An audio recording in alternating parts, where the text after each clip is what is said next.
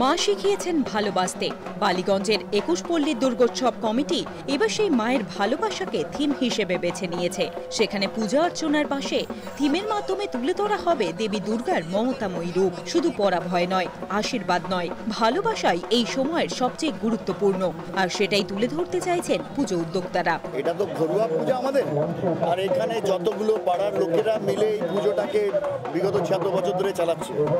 আর সবসময় যখনই কোনো রকমের প্রয়োজন করা হচ্ছে যে কিভাবে পুজো হবে, তাহলে কেন লোকে এই পুজোটা পছন্দ করবে, সেটাই হচ্ছে সবার মাথায়। রবিবার ২১ পল্লীর ৭১তম বর্ষের খুঁটি পুজো অনুষ্ঠানে উপস্থিত হয়েছিলেন এলাকার ধর্মমত নির্বিশেষে সমাজের বিভিন্ন অংশের মানুষ। মন্ত্রপাঠ, কাসর, ঘণ্টা, উলু, শঙ্খধ্বনির মাধ্যমে খুঁটি পুজোর অনুষ্ঠানে হাজির ছিলেন রাজ্যের পঞ্চায়েত মন্ত্রী সুব্রত মুখোপাধ্যায়, বিদ্যুৎ মন্ত্রী শোভনদেব চট্টোপাধ্যায়, অভিনেত্রী পল্লবী চট্টোপাধ্যায় এবং সংঘমিত্রা রায় চ্যাটার্জি এবং অনুরাগ চিরিমার।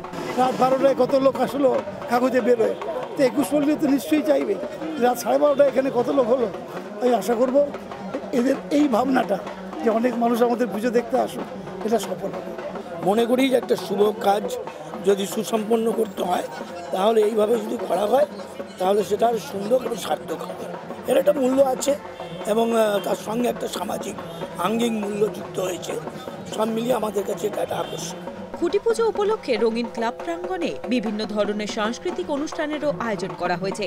দক্ষিণ কলকাতার অন্যতম বড় পুজো ২১ পল্লীর এবার ৭১ বছর। ক্লাবের প্রেসিডেন্ট সুরেশ শেঠিয়া জানিয়েছেন, পুজো মণ্ডপে থাকছে রঙের বৈচিত্র্য। পরিবর্তন আনা হচ্ছে মা দুর্গার মূর্তিতেও।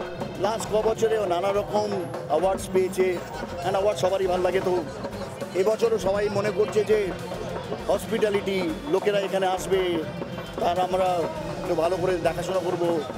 ডেফিনেটলি এই পূজাটা আরো ভালোভাবে হচ্ছে। মণ্ডপের আবহ নির্মাণ করবেন পণ্ডিত মল্লার ঘোষ। মূর্তি তৈরির দায়িত্বে শিল্পী পার্থ দাস। পুজোর কাউন্টডাউন শুরু হয়ে গেছে, ২ মাসও বাকি নেই। তাই ২১ পল্লীর পুজো মণ্ডপে এখন ব্যস্ততা তুঙ্গে। পুরো পাড়া মানে একটা পরিবার মনে হয়। এই কনসেপ্টটা এখন আমাদের এই বালিগঞ্জ প্লেসে, এই বন্ড রোডে এখানে আছে দেখি। তো পুজো ইজ দ্য বেস্ট আমাদের এখানে কলকাতার। ২১ পল্লী তো কথাই হবে না। শুধুমাত্র ডেকোরেশন বলবো না, ডেকোরেশনও আমাদের প্রত্যেক বছর একদম খুব অন্যরকম হয়।